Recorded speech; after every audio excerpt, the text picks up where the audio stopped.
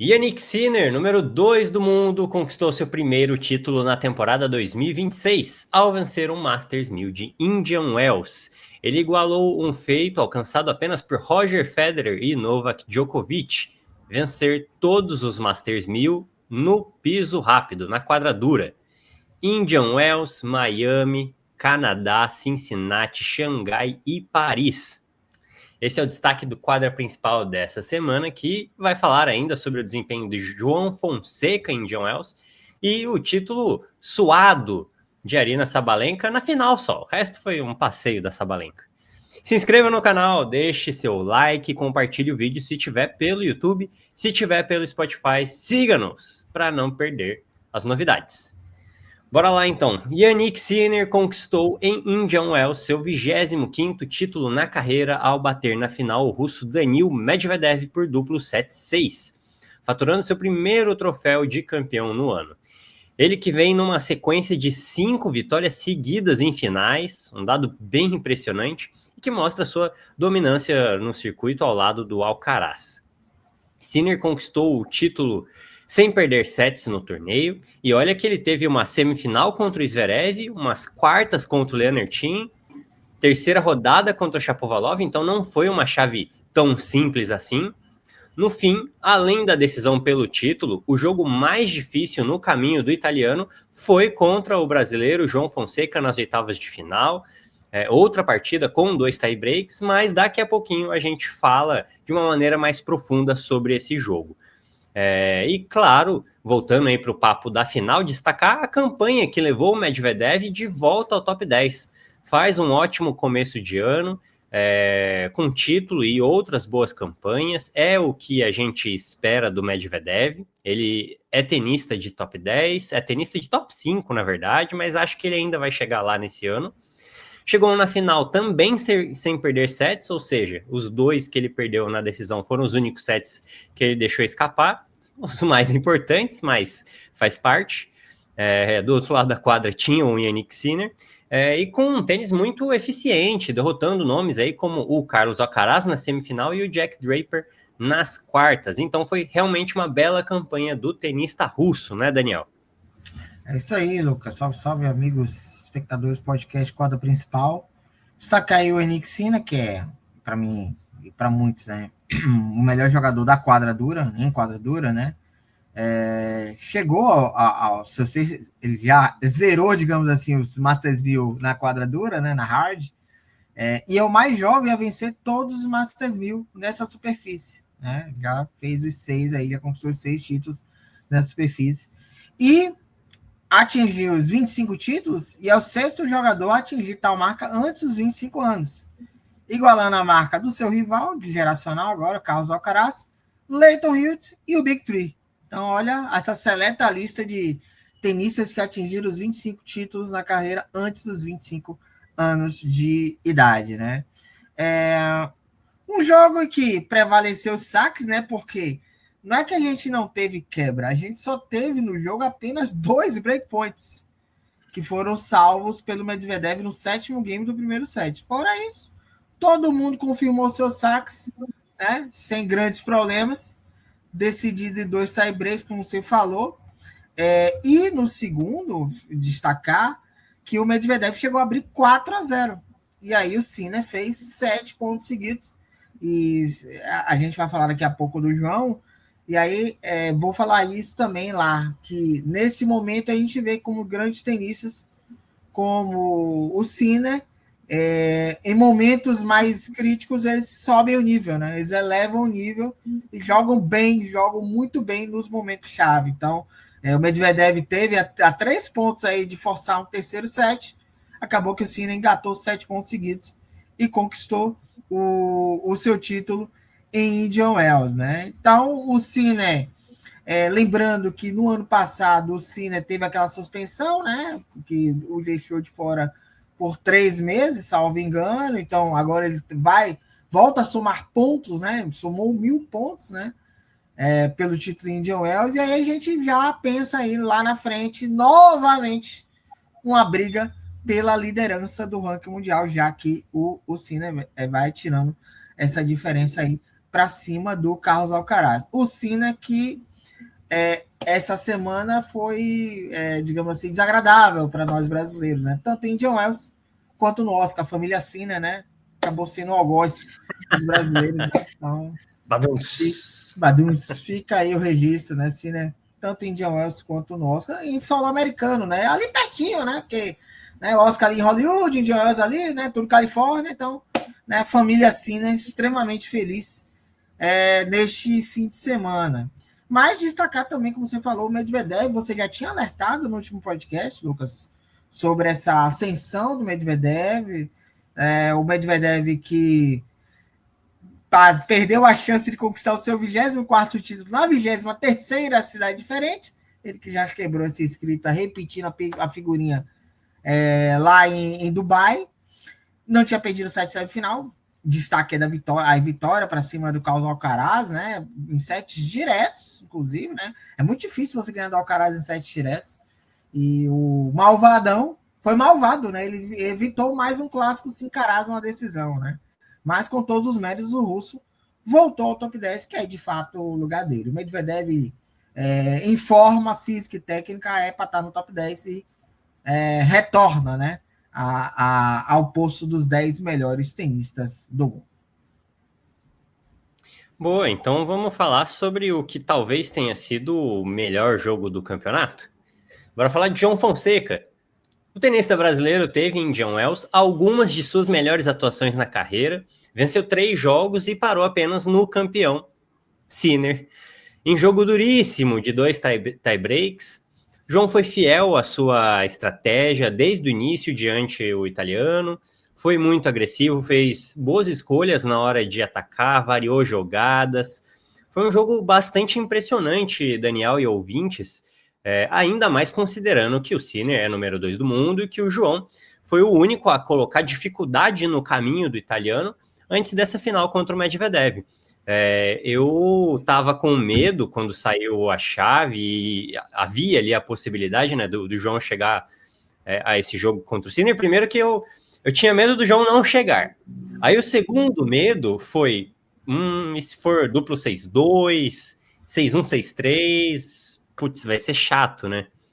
E aí o João jogou um tênis finíssimo e uma pena não conseguiu tirar aí um set do Sinner, pecou na falta de experiência. E aí não tem muito o que ele fazer, vai ganhar mais experiência a cada torneio que ele disputar. Ele poderia ter vencido ao menos um set, e se tivesse conseguido seria muito merecido, porque realmente jogou muito bem.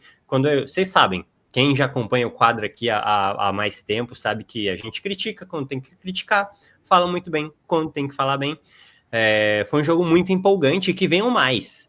E claro, destacar também as vitórias do João nesse torneio. Estreia difícil contra o belga Rafael Collignon, 6-4 e 7-6. Uma baita vitória de virada contra o russo Karen Khachanov por 4-6, 7-6, 6-4. Mais um jogaço contra o Khachanov. Desde o ano passado já eles vêm se enfrentando e fazendo um bom duelo.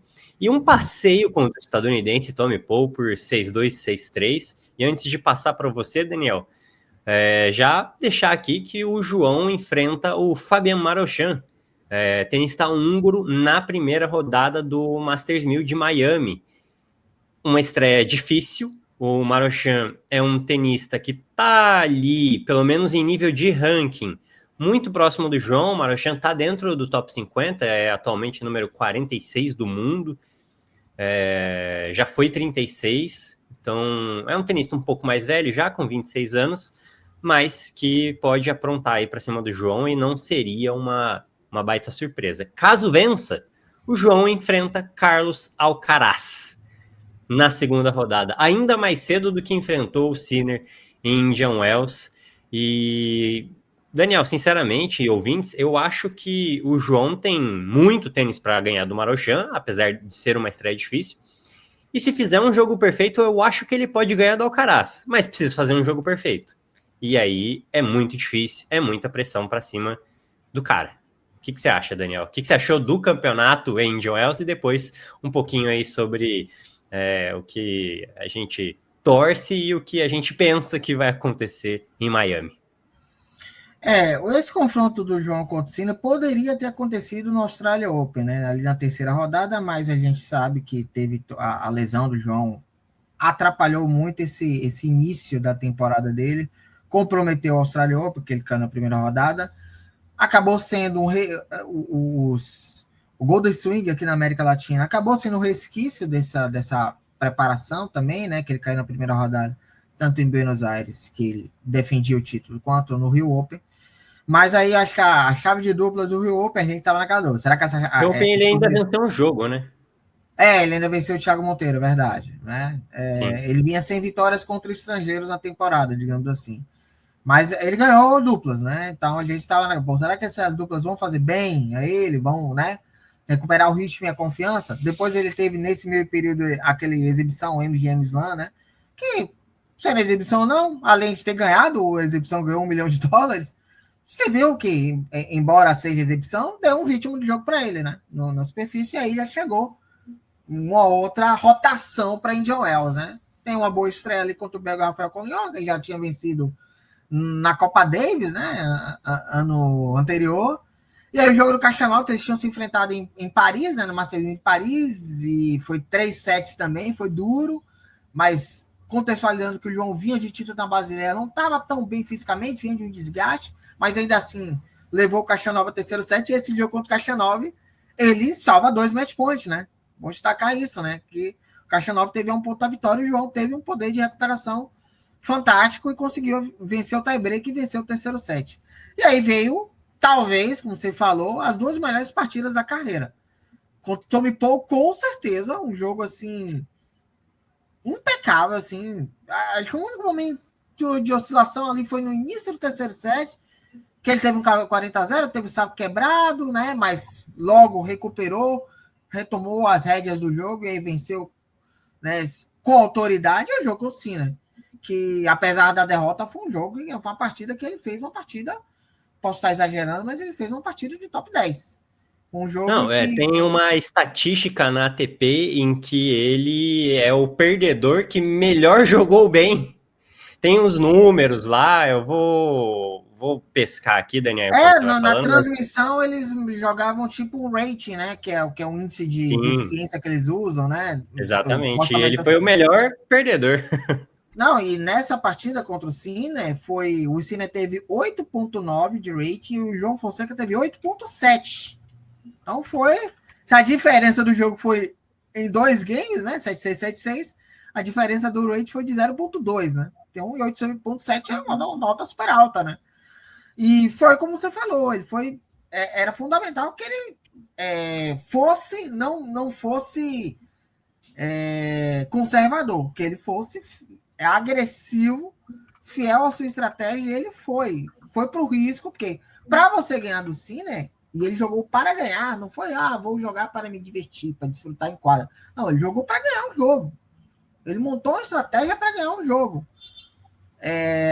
Usou muito bem a sua direita, sacou muito bem, né? Então era fundamental que ele sacasse muito bem. Até o segundo saque, ele tinha que arriscar algumas vezes. Tanto é que o Djokovic na Australia Open, ele ganha do Sinner na Australia Open muito, muito por conta do saque também. Ele arrisca muito o segundo saque. Obviamente, algumas vezes cometeu algumas duas faltas, mas para ganhar do Sinner, que tem talvez hoje a melhor devolução do circuito, não dá para segurar a mão, não dá para encolher o braço.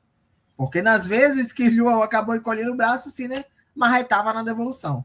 Mas ainda assim, o João fez uma partida excelente. Foi fiel à sua estratégia, não se abateu com a derrota no primeiro set, aí a gente pode falar, né? O primeiro set ele teve 6-3, né? Ele chegou a ter 3 set points ali, e aí vem o que eu falei no jogo contra o Medvedev, que o Sinner chegou a estar 0-4 e faz 7-4. Nesses momentos que tenistas como Sinner, como Djokovic ainda, né? Como Alcaraz, crescem, né? Nos momentos mais críticos, esses tenistas sobem, elevam o nível, né? Então, esse hoje é o grande diferencial de um Sinner para o João. Fez com que o Sinner vencesse aquele primeiro set, né? E o segundo set, a gente teve uma quebra ali do Sinner no meio do segundo set, saca para o jogo, e aí o João quebra de 0 o Yannick Sinner. Sensacional, quebrou de 0. Vamos para o outro tie-break que acabou o Sinner vencendo parciais idênticas. Afinal, 7-6 com 8-6 no tie-break, 7-6 com 7-4 no tie-break. Foi idêntico os dois sets, né? Então, acho que assim, a campanha do João só merece elogios, né? Apesar de ter caído nas oitavas, né? Mas, pô, perdeu para o número 2 do vencedor já vencedor de Grand Slam, já foi número 1 do mundo. Então, e assim, foi batizado, digamos, foi batizado, assim, por um grande público, digamos assim. Porque são essas grandes partidas que dão casca. Né? E é melhor você pegar logo, a gente já vai falar de Miami, quis o destino que o João enfrentasse a dupla Alcaraz, ou pode enfrentar o Alcaraz, claro que tem o jogo do Marochan, pode enfrentar o Alcaraz, né? E já enfrentou o Sinner no Sunshine Double, né? E agora vai ser o jogo para valer, não vai ser aquela gincana que foi em dezembro, em Miami também, né? Então, João finalmente entrou na temporada, né? Tava um pouco preocupante esse início de temporada dele, mas finalmente entrou na temporada, mas é aquilo. É a tal da consistência, que até o próprio João fala bastante. É por isso que qual é o ranking é consistência. Você tem que jogar bem várias semanas e semanas consecutivas. Então, esse é o grande desafio do João. Agora ele pegou uma chave muito dura, eu acho até mais dura do que Indian Wells. Pega uma estreia pesada contra o Marochan que ganhou do João Fonseca no Masters 1000 de Roma ano passado. Se não me engano, foi 6-4, 7-6. É um cara que não. O jogo é muito chato pro João, que é um cara que saca muito bem, tem uma direita pesada, um jogo que não dá ritmo pro João.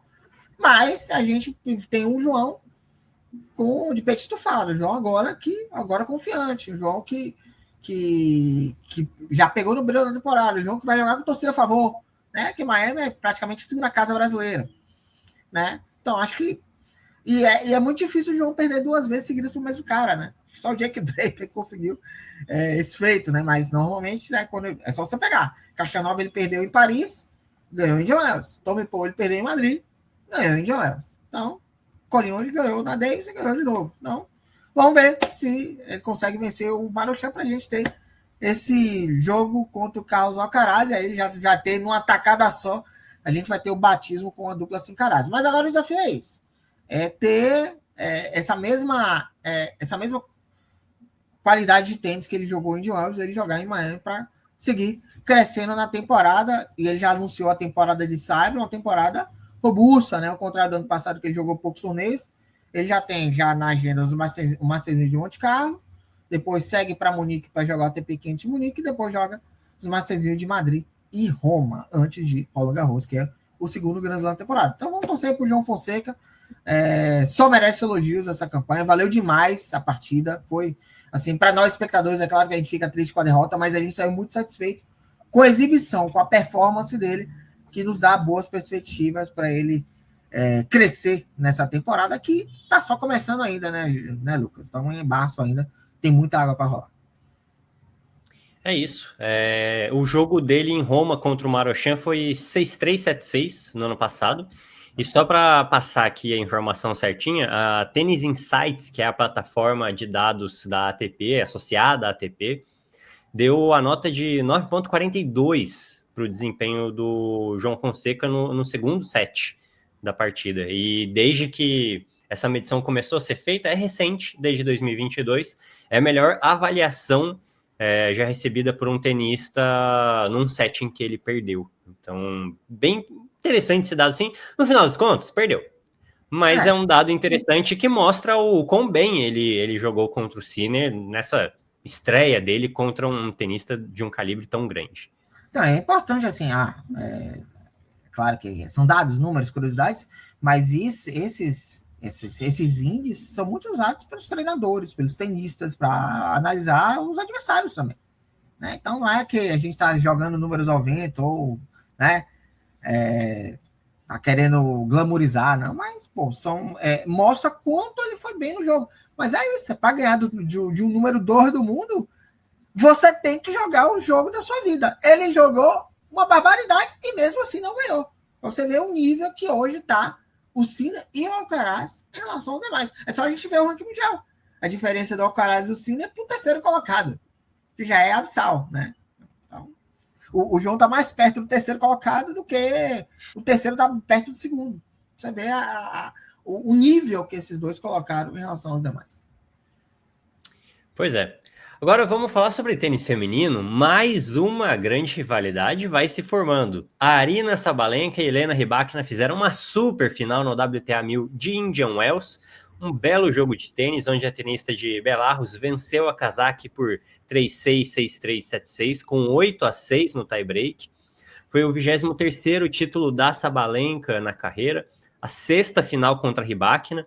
Curiosamente, nessas 6 finais, só 2 vitórias para a Sabalenka, uma na Australia Open lá de 2023, a primeira vez que ela ganhou um Grand Slam, e que foi a primeira final entre elas, e agora em Indian Wells. E, claro, teve a final desse ano lá na Austrália, em que a Rybakina ficou com o título. Então, tem tudo para ser uma dessas grandes rivalidades do tênis. Na atualidade, para mim, sem dúvida, já é uma das grandes rivalidades.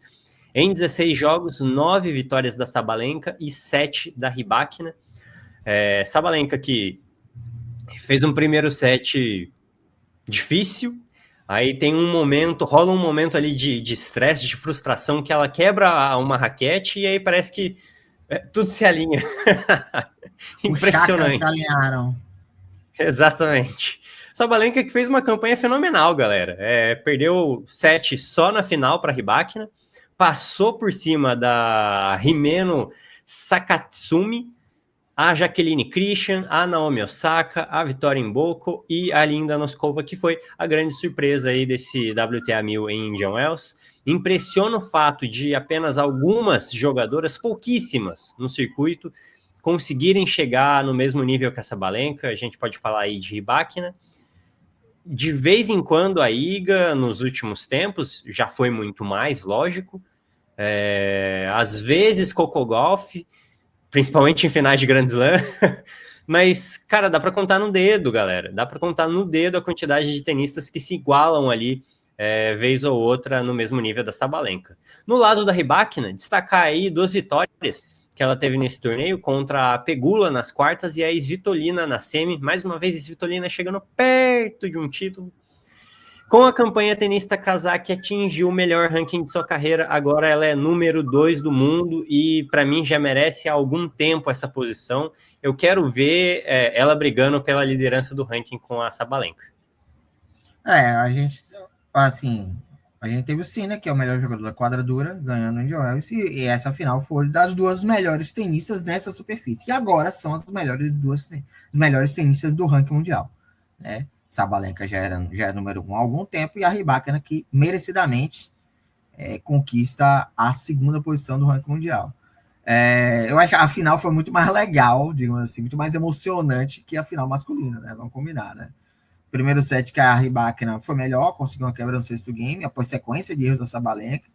Acho que foi nesse momento aí que a Sabalenka deu uma despirocada. A Rybakina sacou para o set, saiu de um 0,30, fechou o set 6-3. Começa o segundo set com a Rybakina quebrando a Sabalenka. Aí você imagina, a Rybakina vai, né, desfilar no segundo set também. Não aconteceu, porque a Sabalenka quebrou. Não só quebrou, devolveu a quebra, né, de 0, e ela quebra 2 vezes seguidas a Rybakina. Após uma dupla falta. E aí foi que a Rybakina saiu um pouco do jogo, né? Aí a Sabalenka aproveitou e devolveu o 6-3 sofrido no primeiro set. E o terceiro set, o mais legal de todos, tinha que ser, né? A Sabalenka conseguiu uma quebra ali no terceiro game, após a Rybakina abrir 40-0. Aí a Sabalenka saca pro jogo 5-3, vai fechar? Não, Rybakina chega, devolve a quebra, chega no game seguinte, aí a Rybakina salva 5 breakpoints. Você salvar 5 breakpoints contra o Sabalenka não é nada fácil. A decisão do título vai para o tie-break, né? Merecia ir para o tie-break. A Rybakina teve match point em 6-5 no saque. Sabalenka salvou com o winner na cruzada, espetacular. E aí fez 3 pontos seguidos para fazer 8-6. Né? Foi um jogaço de tênis das 2 melhores tenistas da atualidade. A Sabalenka, que chegou a 23 títulos, tinha amargado 2 vice-campeonatos em Indian Wells, né? Em 2023, que ela perdeu justamente para a Rybakina. E no ano passado, finalmente levanta o caneco no deserto, né?